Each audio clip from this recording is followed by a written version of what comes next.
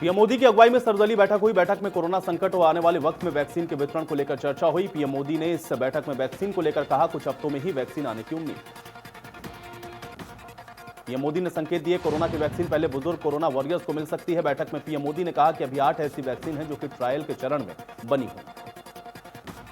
PM Modi ने कहा कि वैज्ञानिकों की ओर से मंजूरी मिलते ही हम इस पर काम शुरू कर देंगे। भारत एक विशेष सॉफ्टवेयर पर भी काम कर रहा है जो हर किसी को वैक्सीन पहुंचाने पर ट्रैकिंग करेगा।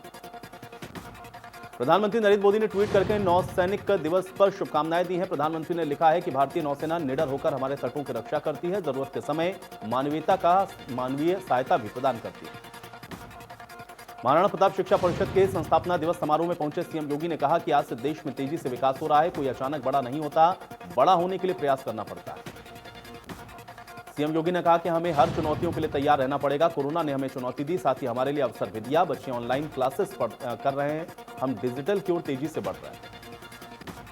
महाराणा प्रताप शिक्षा परिषद के संस्थापना दिवस समारोह में पहुंचे सीडीएस विपिन रावत ने गोरखनाथ मंदिर में दर्शन किए। उन्होंने कहा, हमारे जीवन में शिक्षकों का बड़ा महत्व होता है। हमारी सफलता के पीछे एक शिक्षक का ही हाथ होता है। सीडीएस विपिन रावत ने कहा कि आज हमारे देश नए भारत की तरफ बढ़ रहा है। आने वाले समय में देश हर चुनौतियों से निपटते हुए आगे बढ़ेगा। आंदोलन के दौरान किसान नेताओं का बड़ा ऐलान। किसानों ने 8 दिसंबर को किया भारत बंद का ऐलान। कृषि कानून के खिलाफ किसान कर रहे हैं आंदोलन।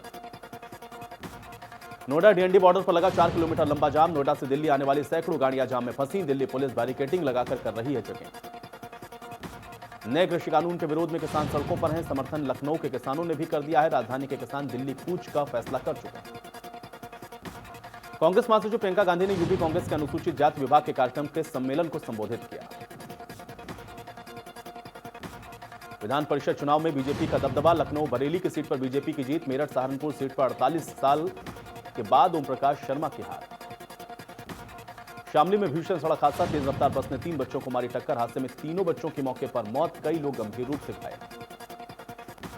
बलिया जनपद के नरही थाना अंतर्गत नरही गांव में चटनिया मेले में लगे चाउमीन के ठेले पर चाउमीन खाने से 2 बच्चों की मौत। 4 बच्चों का इलाज निजी अस्पताल में जारी। गोंडा के मनकापुर थाना इलाके में टॉप 10 अपराधी के खिलाफ गैंगस्टर एक्ट में कार्रवाई की गई है। डीएम के आदेश के बाद पुलिस ने गैंगस्टर के तहत संपत्तियां जब्त की हैं। पुलिस ने 10 अपराधियों के खिलाफ कार्रवाई करते हुए कार, ट्रैक्टर और बाइक समेत 43 लाख की संपत्तियों को जब्त किया है। इसमें पहले भी पुलिस ने आरोपियों पर कार्रवाई करते हुए 8 करोड़ 41 लाख की संपत्तियों को जब्त किया था। अंबेडकर नगर में एक दलित युवक की पीट कर हत्या सिर्फ इसलिए कर दी गई क्योंकि उसने गन्ने के खेत से गन्ना तोड़कर खा लिया। पुलिस ने 4 आरोपियों के खिलाफ मुकदमा दर्ज करते हुए आरोपियों को गिरफ्तार किया। गोंडा में दुल्हन अपने दूल्हे को मंडप में छोड़कर खुद की नौकरी की काउंसलिंग के लिए पहुंच गई। मंडप में बैठी दुल्हन की मांग में सुबह 5 बजे जैसे ही दूल्हे ने सिंदूर भरा, वैसे ही दुल्हन मंडप छोड़कर नौकरी की काउंसलिंग में चली गई।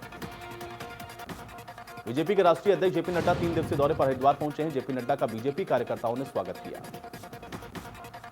नेता प्रतिपक्ष इंदिरा हृदयेश ने कहा, ऐसे हालात में जब आम जनता परेशान है, किसी पार्टी के राष्ट्रीय अध्यक्ष या प्रदेश अध्यक्ष कोई भी आए, फर्क नहीं पड़ता।